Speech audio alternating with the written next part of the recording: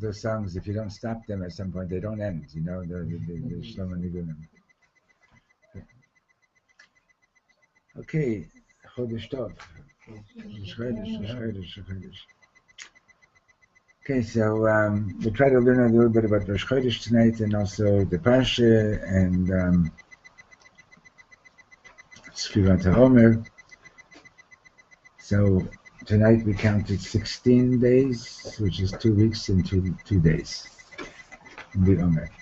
Okay, let's start with the Parsha because it's always a good place to start. Okay, it starts at Perek Kaf Aleph, chapter 21 in Parshat Emor. Okay. So, as usual, I don't read that much from the Chumash, but we'll read a little bit. Okay. So, V'yomer Hashem al Moshe, Hashem says to Moshe Rabbeinu, Emor al Kohanim b'nei Aaron, speak to the Kohanim, the children of Aaron, V'amarta aleim, and say to them, V'nefesh lo yitama ba'amav, that they are not allowed to become tamei to another person. We're talking about to a dead person, right? Ki im l'sheiro hakarov, except for to his. You have a chumash? Ki im l'sheiro hakarov. He has a chumash. You have a chumash, yeah? You got your chumash?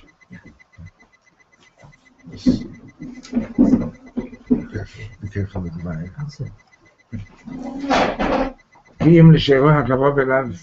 Only to his yeah, put up a chance, but check a check, give me a chance.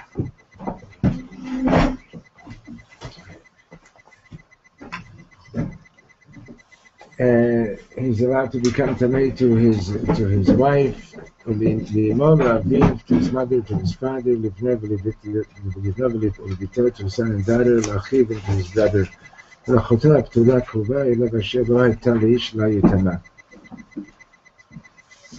so we have this mitzvah here that a Kohen is not allowed to become Tamei Nefesh. Pull up a chair over here. Yeah, take a chair. Sit down. Perikafala. So a Kohen is not allowed to become Tamei, and the whole concept of Tumah and Tahara really doesn't, in my opinion, it doesn't translate well, and for sure not into English, and I don't know about other languages, but usually in English you'll find Tahara as being pure and Tamei as being impure, and the truth of the matter is that like impure has a very negative connotation, like oh, something's not pure over here, right? And but the fact is that there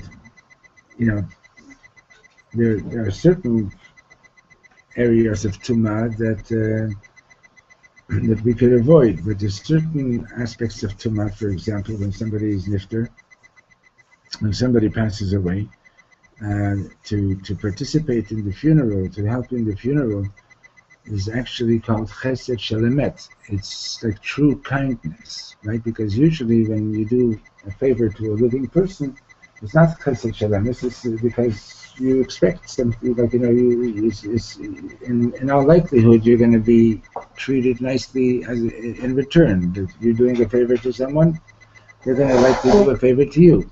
So it's not chesed shel emet. It's not like but when you're doing a favor of giving respect to the person who passed away, you don't expect that person is going to come back and do you a favor, right?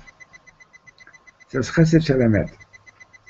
And it's a very big mitzvah, that's so much so that even the Kohen Gadol, if he happens to be walking in an area where there's nobody else around and he comes across a corpse and there's nobody there to bury the person, so that's called make mitzvah, and it's a mitzvah that he the Kohen Gadol has to bury this person. And even though normally he's not supposed to become tamei to such a person, and even if as a result he's going to not be able to do the avodah, not in the Beit HaMikdash, even if he's on his way to doing the Yom Kippur service or whatever, I mean it's not likely to happen, but still. It make mitzvah overrules everything else.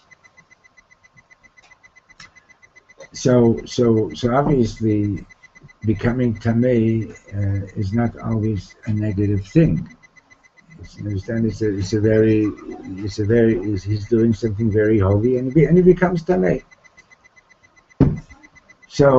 So therefore, I usually prefer to just to use the words tumah and tahara, just to use those words rather than to translate them, because it's really something that is beyond our understanding. And also the word tahor, what does that mean? Tahor, pure. You're tahor, you're pure.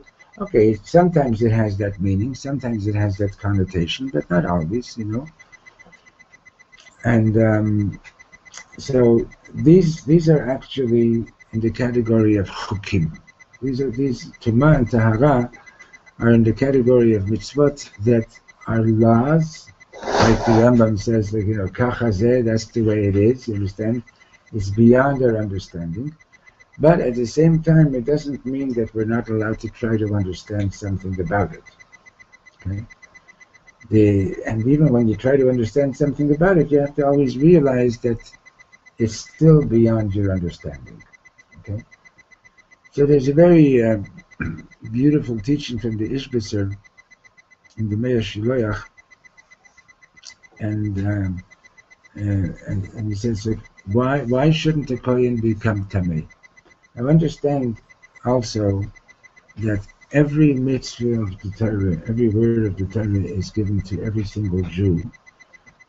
And even though I'm not a Kohen, right, this applies to me just as well. Okay? I'll explain in a second. Even though you might not be a Kohen, you might not be a Levi, everything in the Torah applies to all of us. The Bnei Yissaschar, the Tzvi Melech of Dinah, we have a sefer called Derech Mitzvotecha or something. I think that's the name of the sefer from him, where he asked, but we don't have the full. We don't have the full sefer. We don't have the whole thing. Derech Pikudecha. So it seems like he didn't finish it, which is pretty amazing. Did you know that the Bnei Yissaschar, they say that he was able to write with both hands at the same time on two different topics and talk to somebody who was with him on a third topic all at the same time. You want to check out how smart you are? Try it. Try it. You want to see? You think you're smart? Okay. You know, in the Mikraot Gedolot, you have also their Bal HaTurim, which is an amazing commentary on the Torah, and they say that I heard that he did that whole sefer in one night on his 18th birthday. Okay. And in that sefer, like, you know, you'll see very often they'll say, oh, this phrase or this word appears so many times in Tanakh, and it tells you exactly where, and shows you the relationships between them and so on. And he wrote that whole book in one night. Okay? Pretty good? Would you say? Think you can get a job at Google, yeah? Okay. Anyway, so in the Sefer Derech Pikudecha, what he does is he presents the mitzvot in the following way. Basically, the neshama, you don't see a soul, right? You can't see a neshama. You only see the presence of a neshama through the garments of the soul, through the levushim of the soul. So, what are the garments of the soul? So there are three: machshava, dibur, and maaseh. Thought, speech, and action. Okay? So thought is the garment with which you sort of communicate within yourself. Speech, dibur, is the way one neshama communicates with another neshama. And maaseh is the way the neshama interacts with the physical world. I'm going to turn a little bit this way so I could see. It's too high, okay? Yeah. You don't mind? Just turn the chair a little bit. Okay, great. Yeah, good. So, now, on the level of maaseh, on the level of action, there's a difference between Kohen, Levi, and Yisrael. Right? The things that a Kohen does, a Yisrael, am not doing those jobs. Right? You see, the things that a Levi does, he does that, and not a Yisrael, right? And then there's certain things that a Yisrael does that a Kohen can do, or that a Levi can do, and so on, okay? But on the level of Dibur, which is the level of studying and speaking the words of Torah, and on the level of Machshava, understanding the mitzvot of the Torah, and understanding how to apply this in your life, so all the mitzvot, including the mitzvot that were given specifically to Kohanim, pertain to every single Jew. Okay? So when we learn these halachot, that a Kohen is not supposed to become tamei, the nefesh adam, okay, so we have to understand, so how does that apply to me? If I was a Kohen, I would know that I'm not supposed to go to a funeral unless it's a relative and so on. I would okay, but I'm not a Kohen. So how does this mitzvah apply to me? So this mitzvah says like this.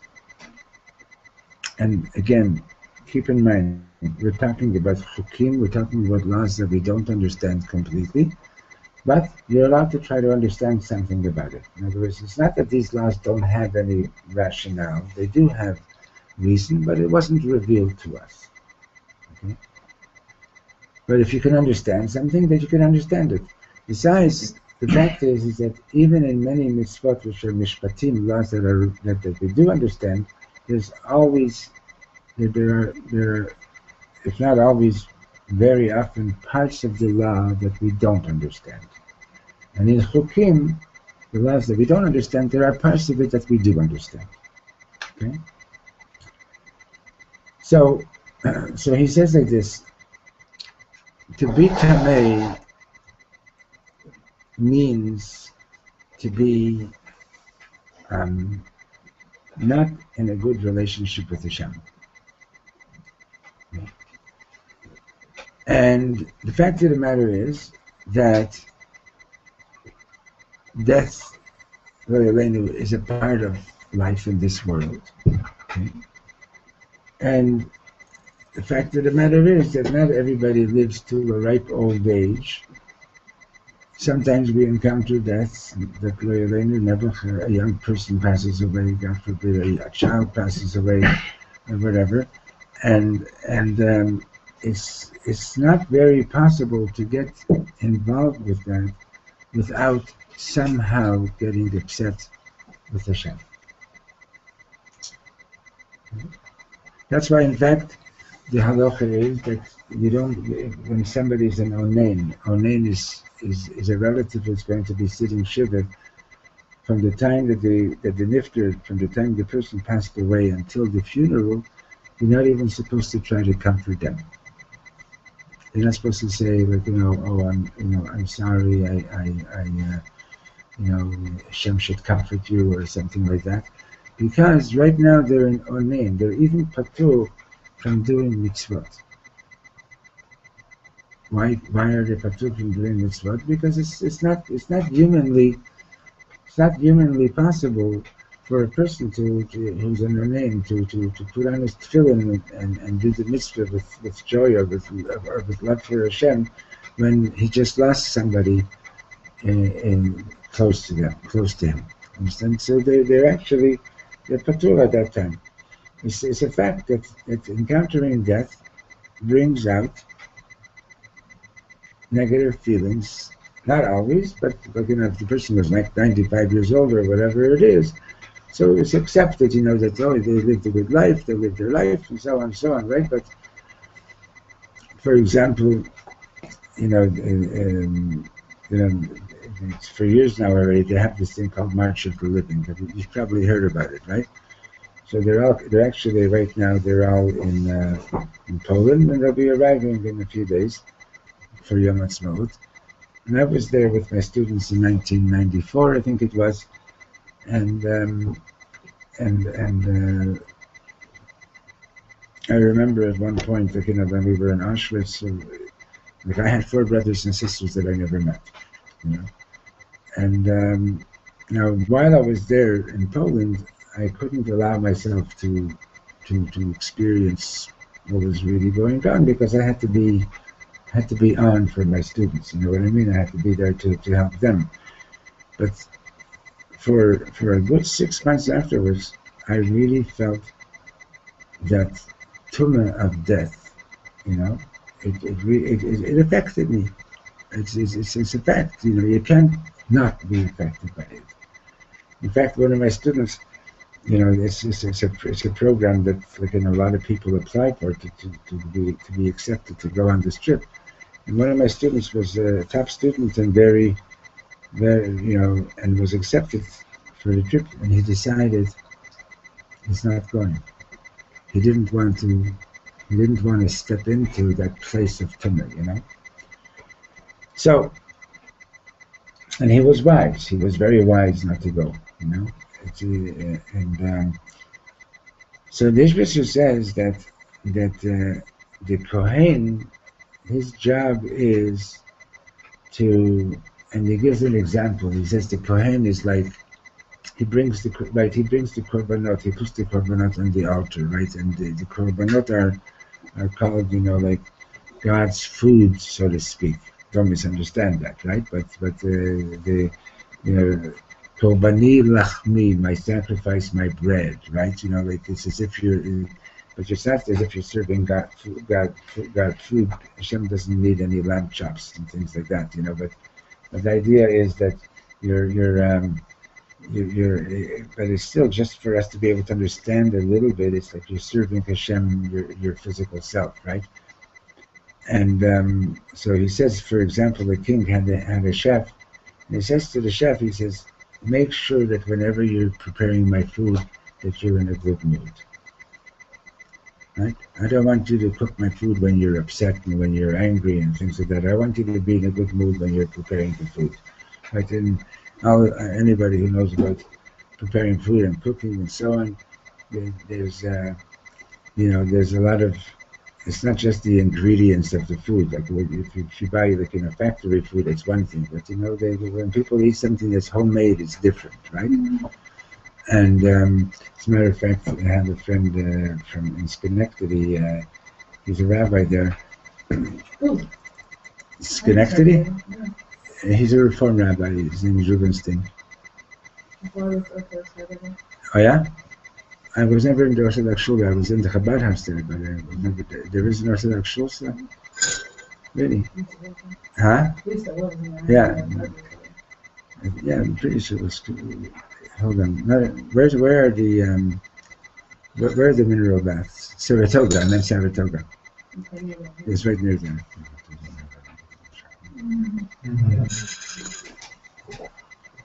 So he has he likes to bake, and he has this project with the homeless people. Once a week he gathers them together and he bakes bread to put them and so on.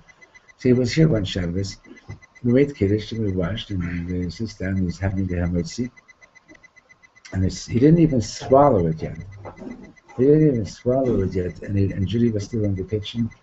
And he runs to the kitchen and says, Judy, what's in this challah? And she says, prayers. He says, I'm not joking. She says, I'm not joking. Okay? Have a seat.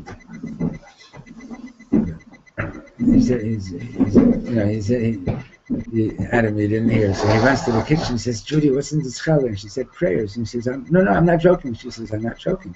Understand? Because I know that when she makes her challah, when she makes the dough, it's a whole avodah, with certain kavanot and so on, right? So if you're sensitive, you can taste this, There's a story about, I think it was the Rebbe Elimelech, or maybe the Chayz of Lublin, I'm not sure, but probably, I think it was Rebbe Elimelech. One day he comes home, and he was, this poor couple, he passed by their house, and the man was outside, and he says, "Oh, Rebbe, we'd be so honored if you came into our house." And so he went in, he came in, and so he comes to his wife. He says, "The Rebbe's here. We got to serve him some food. Make him some soup." Anyway, so she made him some soup, and when he came home, he says to his Rebbetzin, that was awesome soup. Go find out what she put into that soup. It was like a great soup. So the Rebbetzin goes to this poor lady, and she says, I want to know, how did you make this soup? What did you put into it? And she was a little bit embarrassed, but she had to tell. And she says, I'll tell you the truth, we're so poor, I had nothing in the house except for water. So I heated up the water, and I said, Ribono Shel Olam, I don't have anything here. And we have such an honored guest, and I want to serve him nicely. But you, Hashem, you have all the spices in the world. Can you please put your spices into the soup? Okay? Understand? That's the nekuda. You understand what you put into it in the preparation of the food. If you're besimcha when you're making the food, it affects the food. If the person is not in a good mood, it's going to affect the food. And most people are not going to taste it. You understand? You go into a restaurant, very few people have the sensitivity to be able to tell what the chef was doing while they were cooking. Okay. So that's the mashal that the Ishbitzer gives about, he said that the king says to the chef, I want you to be in a good mood. So Hashem is saying to the Kohanim, I want you to, death is a part of life, and it's not possible that you're going to get involved with death without getting angry at me. So you, Kohen, Fivel Zikoyan, Fischl Zikoyan, you have to stay away from being Tamei. But since you're also a human being, there are certain situations where the Kohen does go to the funeral. Okay, what does it have to do with us? What it has to do with us is that we're also Kohanim, right? Vatem tehiyu limamlechet Kohanim b'goy kadosh. We're also Kohanim. The job of the Kohen is to help people relate with Hashem. Sometimes I need you to help me relate with Hashem. Sometimes you can help me. Sometimes I can help you. Understand? We help each other in our relationship with Hashem. But know that in order to do that, you have to be on good terms with God. Okay? That's a reality. If you're angry with God, you're not going to be able to help somebody else relate with Hashem. Okay? So once Reb Shlomo said like this, and in the context when he gave over this teaching, he said, most of you are too young to you weren't around at the time, but in the 60s, a lot of Jewish kids started getting involved in Eastern stuff. And Reb Shlomo said, why was that? Like all of a sudden, these teachers from the East started showing up, and Jewish kids started going there. So he said that after the Holocaust, all the Jewish teachers had basically become Tamei. There weren't too many people around who could speak about God with love. And a lot of Jewish kids were just not interested to hear about God if you couldn't speak about God with love. So he said, so at that time Hashem sent some teachers from the East who were able to speak about Hashem with love. That's upstairs. So the trouble is that among those people who came from India, there were some of them who were holy, and there was a fair number of them who were like really not. Anyway, so understand that there are times that we're in a state of higher consciousness. Right? There are times that you can relate with Hashem like in a very powerful way. And then that's called mochin de gadlut. There are times that we're in a state of mochin de katnut, of a very lower state of consciousness. Okay? Now, when you're in a state of mochin de gadlut, when you're in a state of higher consciousness, you can relate with Hashem much better. But then there are times when you're not. So, what do? And in fact, Baal Shem Tov teaches that, when Hashem is testing somebody, their higher consciousness is taken away. Okay? Like all of a sudden, like one day, wow, God, I love you, and everything is so beautiful, Yiddishkeit is so beautiful, and everything and so on. And then the next day, you're being challenged with something. You're being challenged with a tava, or with your anger, or whatever it might be, or with your selfishness. And imagine somebody comes up to you and says, "Well, I don't understand. Just yesterday you were in this higher state of consciousness. What happened to you? How come now you're being so selfish? How come now you don't want to share anything? How come now you're getting so angry?" and so on. And what do you want to do? You want to give the guy a smack in the face, leave me alone, you're making it worse, right?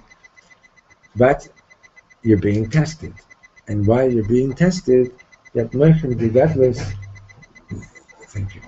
While you're being tested, you don't have that moichin regardless. You don't have that higher consciousness.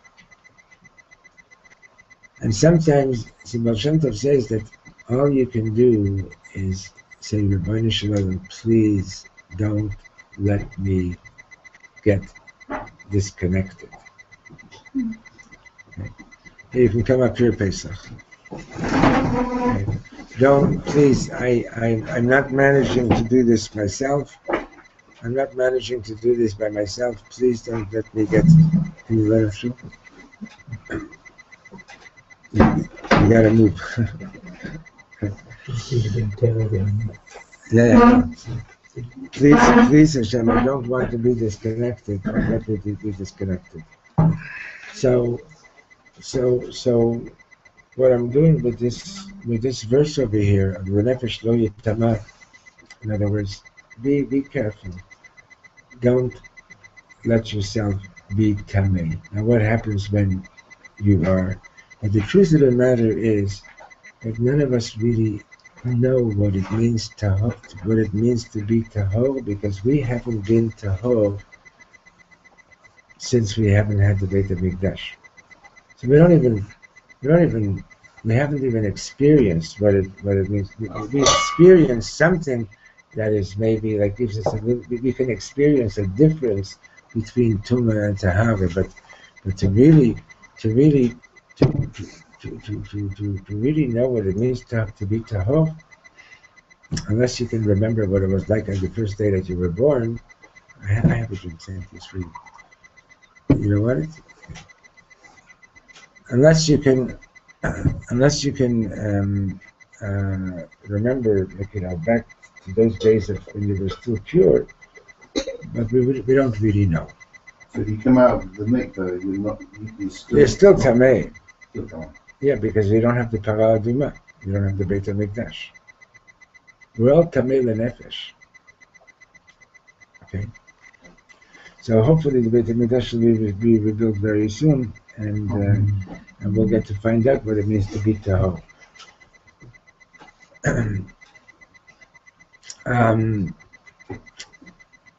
So what do you do when you're in a state of lesser consciousness? When you're feeling this when you're feeling angry at God, or you're feeling disconnected? Well, one thing that you could do is you could say, like a Breslov Chassid who's practicing Kibbutz Dip would say, "Ribono Shel Olam, right now this is the way I'm feeling. My relationship with you is not good, and I just want to talk to you about that." Right? And remember that Hashem is always your best friend. So talk to Him and say, "Ribono Shel Olam, I'm not feeling very happy. I'm upset. But I'm still talking to you. You know, loving and hating, they're both an actual relationship. Turning your back on somebody, that's much worse than actually hating somebody. A friend of mine was at a conference in Tel Aviv this week, that some professor from Yeshiva universities whose whole field of expertise is children of survivors, and he's a religious Jew, and somebody in the audience asked, sometimes I hate God, and this religious Jew said to him, I do too, but still you're in a relationship. Right? In other words, but to turn your back on God is different. Right? So you're allowed to say to Hashem, I don't know, I don't understand what's going on. I'm really upset by what's going on. And, because I love you, therefore I'm also upset. You don't get upset with somebody that you're indifferent to. Right? So we have to know that we are Kohanim, and that when we find ourselves in a state of tumah, we need to do something to sort of get out of it. You have to get out of it. How do you get out of it? Well, you sit down and think about that. The fact of the matter is that everything that Hashem doesn't do anything evil. Hashem is only good, even when we don't understand it, even when we don't see it. And you could say, Hashem, I'd like to believe that. I'd like to see it. But I'm glad that at least I know that we believe this. Okay? It's not easy. Okay, so that's where we started. So now what I want to go on to is, if you turn a few pages and go to chapter Kaf Gimel, chapter 23, this parak is usually read on each of the Chagim because it speaks about the three holidays. Okay, not Chav Gimel rather. Yeah, Chav Gimel. And if you go to Pasuk Tedvav, Pasuk 15, you have the Chumash? You have the Chumash? I don't know. It's here. Thank you. Right? So Perek Chav Gimel, Pasuk Tedvav, chapter 23, verse 15. So here we have the mitzvah of Sfirat HaOmer. Usfartem lachem imacharat HaShabbat. You should count from the day following the Shabbat. And over here, Shabbat does not mean the seventh day of the week. It means the day after the first day of Pesach. Okay? Miyom habiyachem et omer atnufa, from the day that you bring the omer, that was used that was raised as an offering.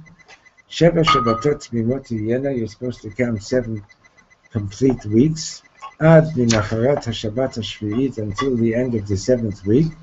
Tisperim Chamishim Yom, you to count up to 50 days. V'yichaftem mincha chadasha Hashem, and then you are to bring an offering from the new wheat. Mimoshvotechem taviu lechem tnufa shtayim, from your dwelling places, from the places that you live, you are to bring a bread that's going to be raised up, 2 of them.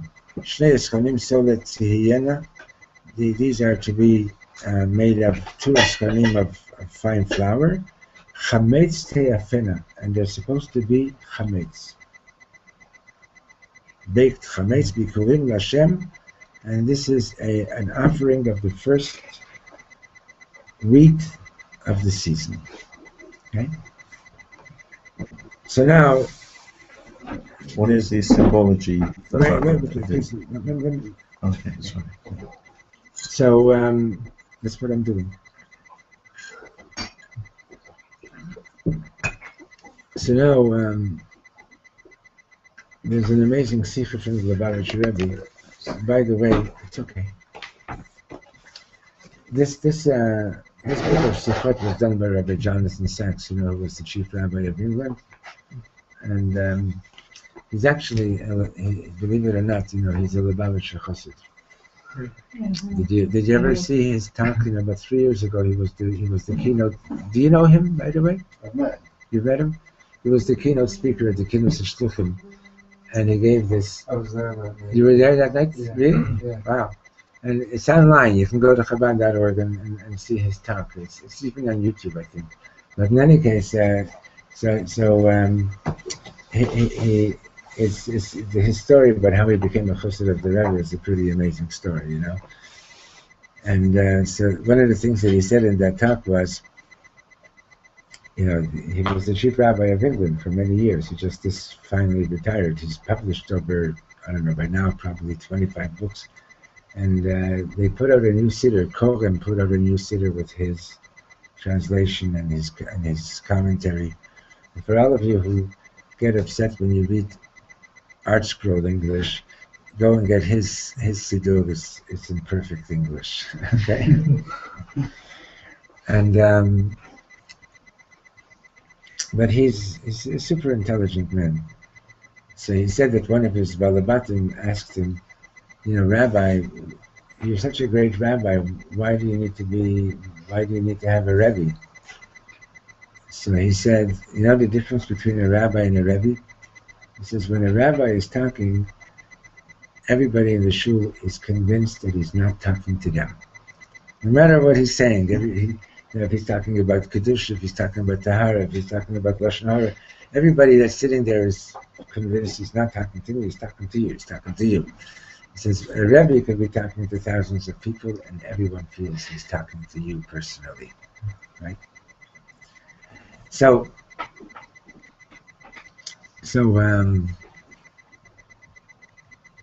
So he put this out a number of years ago, and so this is Sikha on this week's parsha, and so the Rebbe says like this. So you all know that Shavuot is the one holiday in the Torah that the Torah doesn't give you a date. It doesn't tell you when it is. It just says, starting on the second day of Pesach, you're to count up to 50 days, and the 50th day is Shavuot. So just the very fact that the Torah doesn't give a date for Shavuot indicates that Shavuot is connected to Pesach, right? If you find the date for Shavuot, I'll give you $5. It's not much of a challenge. I was thinking as to why Shabbat is different. Like, why is it called Shabbat? That's a good question. There's a whole debate in the Gemara about that. But the Batusim, the Batusim actually used to count from Motzei Shabbos on. Still people today that do. This Karayim, yeah. But the Gemara proves that the word Shabbat over here means the day of Pesach. Anyway, so you have Pesach, Sfirat HaOmer, Shavuot. Okay? Now, there's a pasuk in Shir HaShirim. It says, Mashcheni acharecha b'narutza, Hamelech hebiyani el chadarav. And the rabbis explain that this verse is referring to Pesach, Sfirat HaOmer, and Shavuot. Pesach is Mashcheni acharecha, draw me after you. In other words, when we were still in Mitzrayim, we didn't have the strength to go out ourselves. We needed Hashem to come and take us out. Right? We were down at Memtet Sharei Tumah. We were so assimilated. If Hashem wouldn't have come and take us out, we would have ended up there forever. Right? Like we say that Ve'ilu lo hotzi HaKadosh Baruch Hu et avoteinu miMitzrayim, harei anu v'anenu hayinu mishubadim leparo b'Mitzrayim. We would still be slaves to Paro to this very day. Okay? So that's Mashcheni. Schlep me. Right? Pull me out of this. Pull me after you. Ve'narutza. Then we will run. Right? That's the period of Sfirat HaOmer. I'll explain in a minute. And Hamelech Habiyani al Chadarav, the king brought me into his chambers, is Matan Torah, is Hashem giving us the Torah, Shavuot. Now you have another interesting thing the Rebbe points out. Pesach, you're not allowed to have any chametz, right?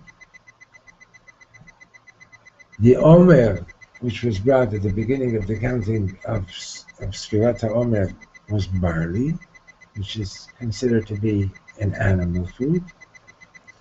And then on Shavuot, we brought the Shtei HaLechem, which was chametz. So we're going from no chametz to barley, an animal food, to chametz. Okay? And what's the significance of that? Now everybody knows that everybody's heard, I'm sure, many times, as often as you chew matzah, you've heard about chametz being leaven, and it's inflated, it's gava, it's haughtiness, it's right. You think that whereas matzah's simplicity is bitul, nullification of the egotistical self, right?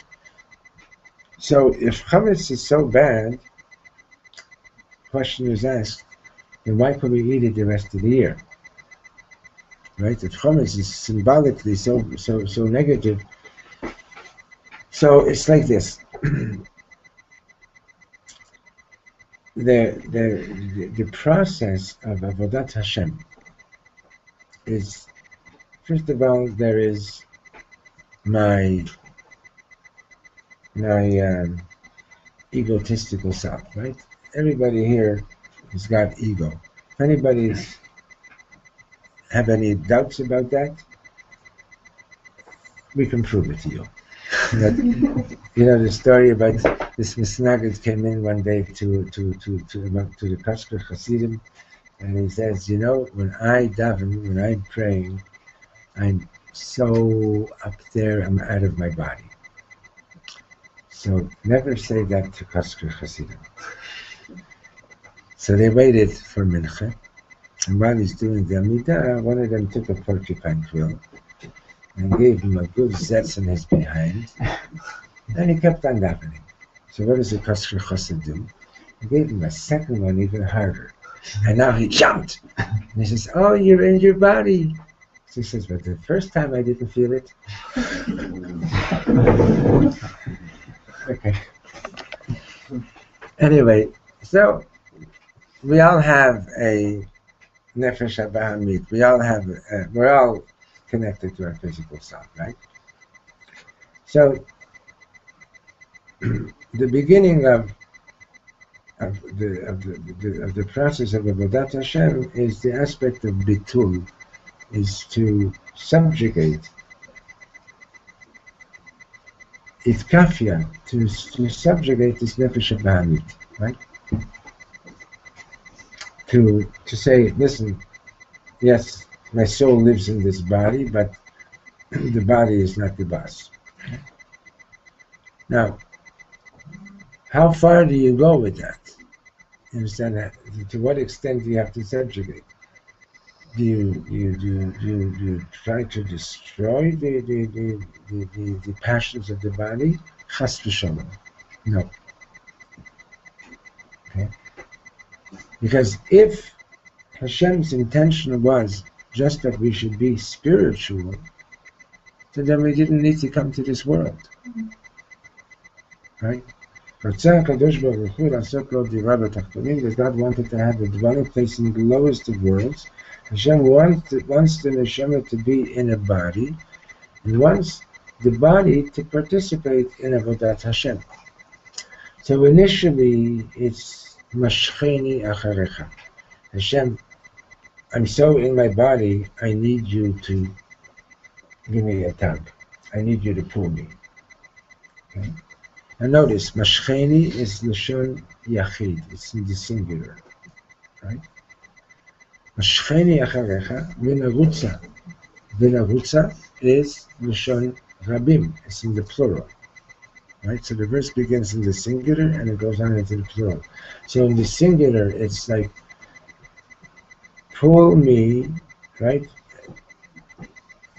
Draw me to you, so that now, B'narutza, we together will run, meaning to say that the process is to go towards the neshama working together with the body. Okay. Now, the neshama itself is not passionate. Okay.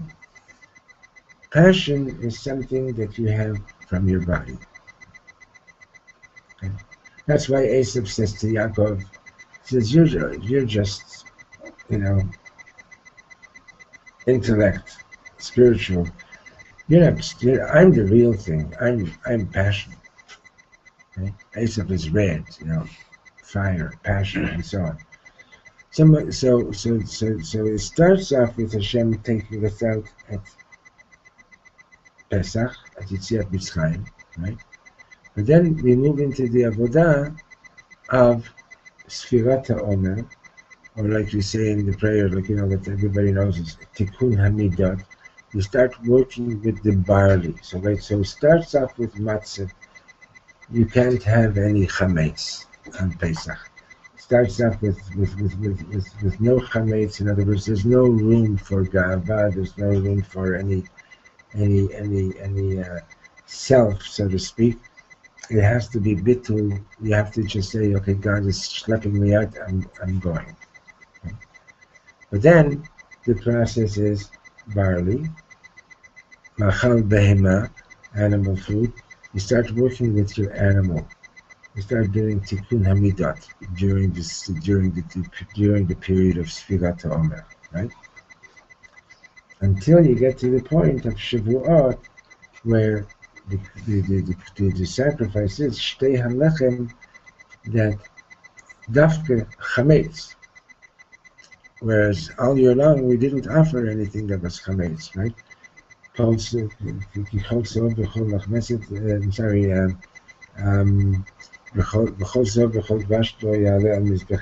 like that, right? So normally we didn't put any chametz on the mizbeach, but on Shavuot we put chametz on the mizbeach, and the idea is that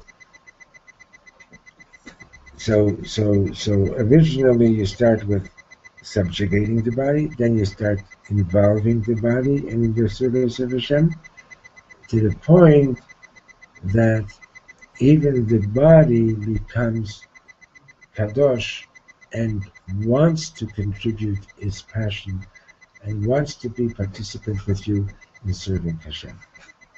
Okay? And that's the point of that's a higher point of bitul. That's a higher state of bitul than the bitul of subjugation. It's the bitul of where the body is a body and it's completely in service of the neshama. So the Rebbe says a beautiful thing. He says the daily tfilat shacharit follows the same model. Right? So you wake up, you're all body, right? You just, okay, oh yeah, mודה אני לפניך שחזרת בי נשמתי. Oh yeah, thank God I got a soul, you know? And that's the mashcheni, that first awareness that, you know, that your neshama is coming back to you, and you're realizing that I have a neshama, and that's the, you know, just acknowledging that you have a soul, and Hashem has returned your neshama to you, and has woken you up, right? Then comes the part of the prayer which is Psukei de Zimra, which is songs and singing and so on, and that's starting to work with your emotions in serving Hashem, right? And then you get to Baruch Hu, right? And then it gets even more intense. And if you may have wondered why in the first blessing after Baruch Hu, the first blessing of the two blessings before Shema, we speak about the angels, the Hofanim, the Chayot HaKodesh, right? And all these angels, they're calling to each other, and they're giving each other permission to sanctify God, and they all together they say Kadosh, Kadosh, Kadosh, and so on. What is, like, you know, why is that put into the prayers? So Dr. Rebbe explains, because really our nefesh habahamit, our animal soul, comes from a very, very high place. The animal soul, in fact, in its origin, was one of those angels, the Chayot HaKodesh, whose characteristic is that they always wanted to be jumping back into the fire, so to speak, jumping back to be reabsorbed into God, even if it means that by doing so, they lose their identity. And that's why, by the way, our nefesh habahamit in this world can easily desire something that is destructive to its own self. Because the nefesh, just like those angels are looking for the gratification of gratification, even to the point of loss of identity, right? The nefesh habahamit in this world can go seeking gratification, even if it's, God forbid, it's going to end up destroying itself.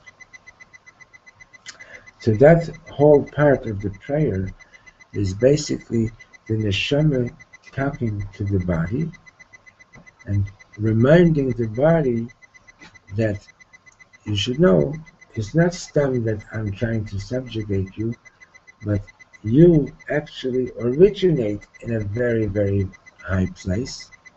And I want you to remember that, so that now that we're going to say Shema, I want you to participate.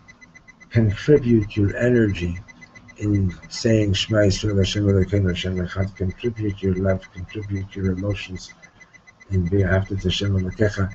B'chol levavcha, with all your heart. So Rashi says, while levavcha, with two best, b'shnei yitzchecha, with both your Yitzchak HaTov and your Yitzchak HaRa. So the idea is, so this is the stage of between Pesach and Shavuot. Right? This is the stage where you're now working with your animal soul to get it involved. Right? So the first stage, when you wake up and you have recognition that you just woke up, right? So you don't go and run for your coffee and cake right away at Starbucks. First you say brachot. First you do these things, and then first you say, yes, I know you're hungry. You didn't eat all night, never. But we're not starting with that. We're starting first with some prayers, etc. Right? Then you start working with the body, with the emotions of the body. And then you come to the Amidah, and the Amidah is complete bittul, complete sublimation to Hashem. How so? After all, in the Amidah, you're praying for health, you're praying for parnasah, etc. So what are you actually, how is that in a state of bittul? How is that complete sublimation? And that's why we daven the Amidah in silence, right? Because the world of the prayer of Amidah is like going into the world of Atzilut. It's going into the highest place that you possibly can be in connection with Hashem. So what we have to understand, and it's not, it's just to be conscious of this all the time is that itself is a great avodah. What we have to understand is that when you're praying, first of all, you're not praying just for yourself. All the brachot are in plural. It's all plural, right? It's for all of Am Yisrael, right? But, so I once heard this. There's a story in the Gemara that on Yom Kippur, the last of the Kohanim Gedolim, Rabbi Shmuel Kohen Gadol, tells a story that one day when he was leaving the Kodesh HaKodeshim in Yom Kippur, the Shekhinah says to him, Yishmael beni v'cheni, my son Yishmael, give me a blessing. So he blesses God, and what's the blessing that he gives him? That your compassion should overrule or subjugate your anger. And the Shekhinah says there in the Gemara, so to speak, nods its head, so to speak, meaning to say that it's like Hashem is saying Amen. So the question is, what does that mean? Hashem is saying to a human being, give me a blessing. What? Hashem needs my blessing? Right? When you say Baruch Atah Hashem, we're thanking God, we're blessing God, right? But that's because we know that's what we should be doing. But what does it mean that Hashem says to Rabbi Shmuel Kohen Gadol, please give me a blessing? Right? So I think as the Ishbitzer explains that the idea is that Hashem is saying, manifest me in this world. Bring me into this world. Okay? And when you're doing the Amidah, and we're praying for healing, what we're doing is we're drawing Hashem's healing into the world. We're drawing Hashem's shefa and parnasah into the world, right? And Hashem is basically saying to us, I'm giving you this amazing role. I'm giving you this amazing partnership, so to speak, that you are, as I'm giving you the ability and the responsibility to draw me into the world. Okay?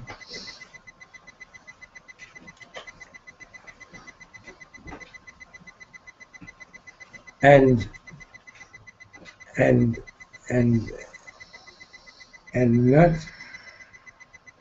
on the level of, I need this, God give me this. I need this, God give it to me. I need this, God give it to me.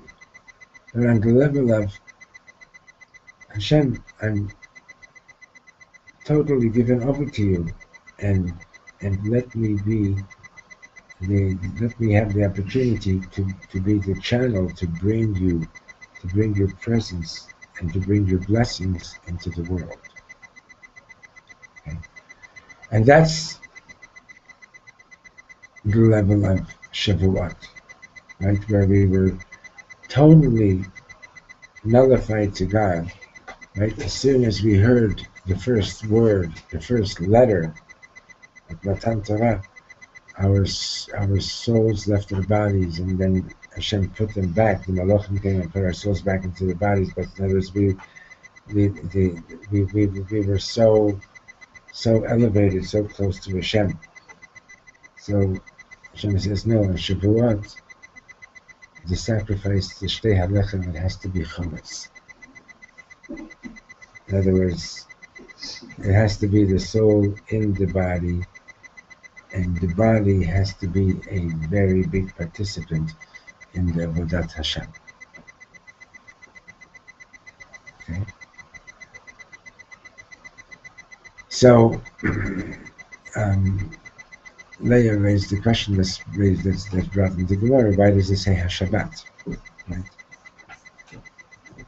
In other words, why did the Torah write the mystery in such a way that the Baitusim should make such a big mistake and say that it was the Shabbat of the weekday, right? So the Rebbe answers that question as well when he says,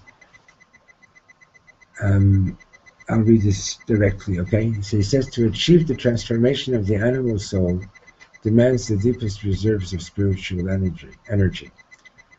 To have brought the children of Israel out of their entrenched impurity needed more than an angel. It needed God Himself in His glory and essence. If this was true of the escape from evil, it is more so for the transformation of evil into good. It would need a spiritual source able to enter into the heart of evil without being affected. Shabbos is a source of intense spirituality. It's the apex of the week, but it still belongs to the week, and thus to time and to that which is finite. The day that is after the Shabbat, right, Mimacharat HaShabbat, right, like it says in the Pasuk, refers to a step beyond Shabbat, beyond time itself, a revelation higher than the world. To count the 49 days of Omer is to transform into holiness every emotion that we feed.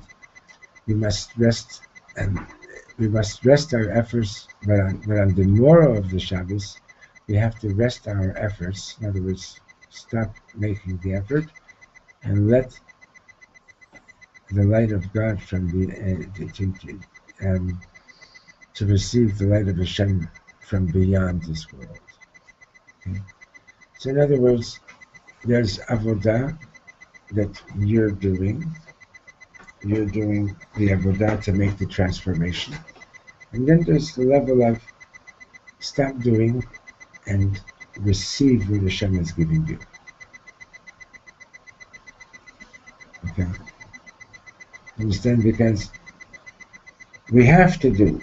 But if it's all going to be what I'm doing, it's still you. It's still me, right? It's to go beyond is to realize that I need to receive. Okay? So the ultimate level cannot be achieved by the human being himself, right? It has to be you got to get yourself to the place of I realized I can't do it all by myself. I need to receive.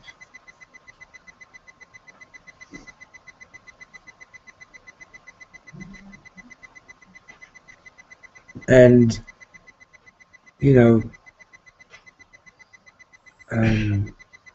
this story is just meant to illustrate a little bit. Last week we spoke about being kadosh, and Chassidut explains that being kadosh is to be transparent to your source, right?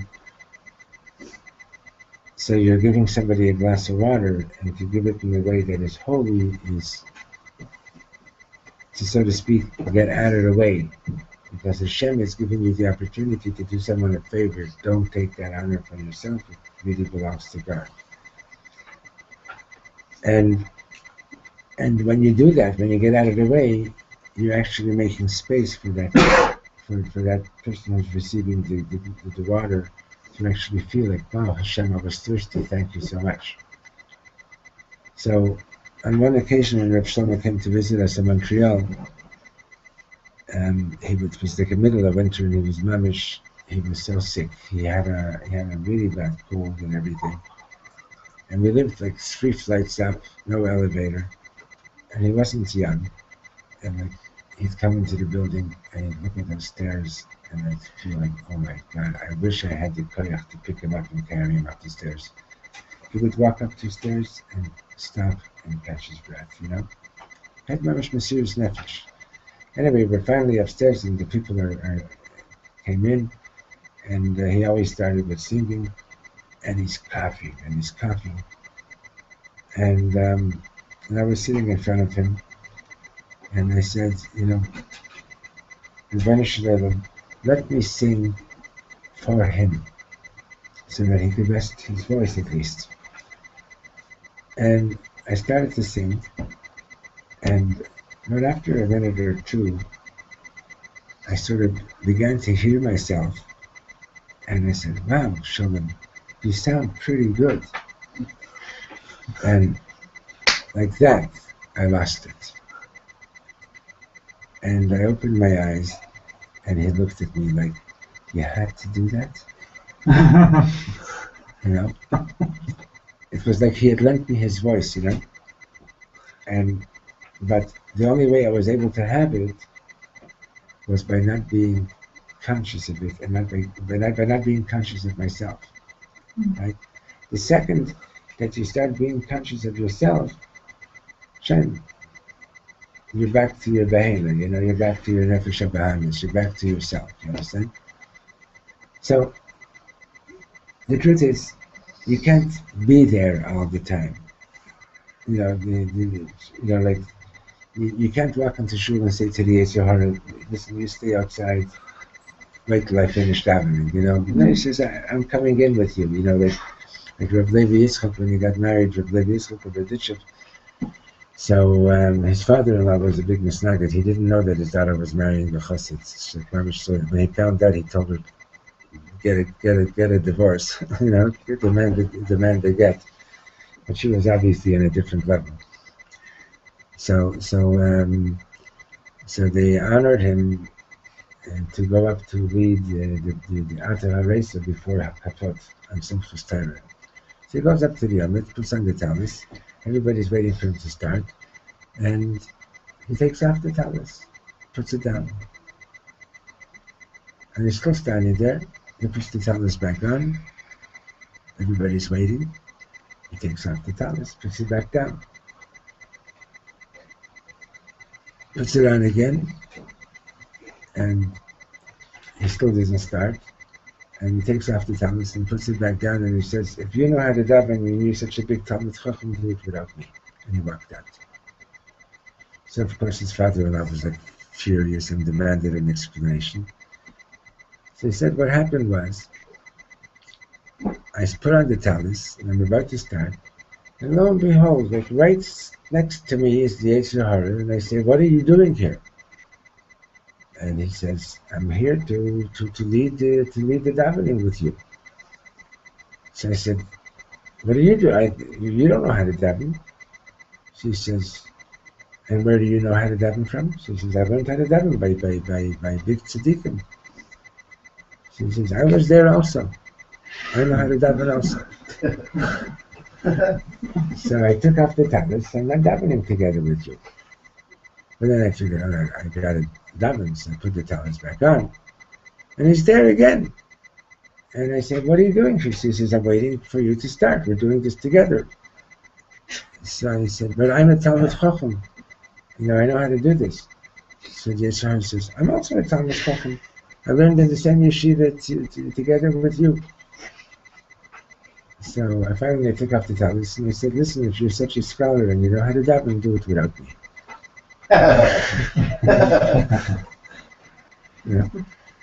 Okay.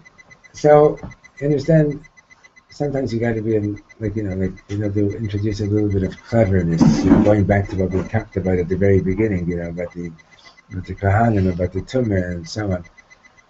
Don't get stuck in these things. Don't get stuck in, now I want to go daven on such a high level and so on and so on. And the Yeshua is there, and you feel like, and don't give up. Just say, Hashem, I want to daven to you. I want to talk to you. Can you sort of tell this guy to be quiet for a few minutes, and just say, don't be so mean. Give me a couple of moments. Okay? Mm-hmm. So, we should be blessed to realize the connection between Pesach and Shavuos. Amen. The letter for the month of Iyar is the letter Vav. Vav is the letter of Chibur, of connecting. So it's connecting Nisan with Shavuot. It's connecting Yetziat Mitzrayim with Matan Torah. Right? When Moshe Rabbeinu came to the snare, to the burning bush, he said, in what merit are we going to take am I going to take the Jews out of Mitzrayim? And Hashem says, when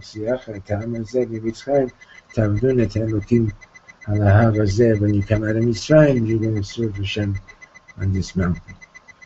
So the Pashup Pshat is that even though that right now at this moment they don't have the merit, but you're going to get there. You're going to get to House Sinai. You're going to deserve it. So sometimes we deserve things not because we deserve it already today, but because we're going to get there. You understand? We're going to reach that level. So, Yizrat Hashem. So you might not always feel like you're already there at House Sinai. Sometimes we still feel very, very stuck. But say to Hashem, I want to get there. I want to get there, so please schlep me out of here and get me out of here because I want to get there. So we should be blessed and it should be b'simcha. Have a good Shabbos. By the way, we're not going to be here this Shabbos. And actually, in the next week, I'm going away for 2 Shabbatot. And my niece is getting married. So as far as Shabbos Shudas is concerned, the Mir Hashem when I get back. Hold on. And so for the next 3 Wednesdays, 7:30, and if you want a seat, you better come early. Shlomo Kass is going to be here. 7:30 to 9. Okay? So it gets packed when he comes here. So and make yourself small so there should be room for other people too. Okay? In other words, and Lubavitch they used to say when people would come into a Fabrengen and it was like a really, really packed and another person's coming in, so they used to say, we'll love each other more and there will be room for another person. And since we're in the period we're learning Pirkei Avot now, so the Baal Shem Tov says one of the miracles that happened in the Beit HaMikdash, he says, when we were standing, we were packed like sardines. But when it came time to bow down, there was room for everybody. So the Baal Shem Tov, that was one of the miracles of the Beit HaMikdash. The Baal Shem Tov says like this, if you're standing your ground and you're saying, this is my space, is fulfilled, you're going to always feel crowded. But mishtachavim, you welcome another person, revachim, there's lots of room. Shabbos. Shabbos. No, is it a minion from Ari locally? Batei Ran over right now. Big block. And Batei Ran, there's a minion right now. Where is that? You know where the mikveh is? Where is? Where the mikveh is? Anybody going past Batei Ran now? Yeah, I'm at Mythic later. There's a minion from Marav now. That's Go, awesome. go, go. Oh, there's a minion there now? No, 10 o'clock. You'd like to join me? In 10 minutes. Yeah. Okay. Thank you very much.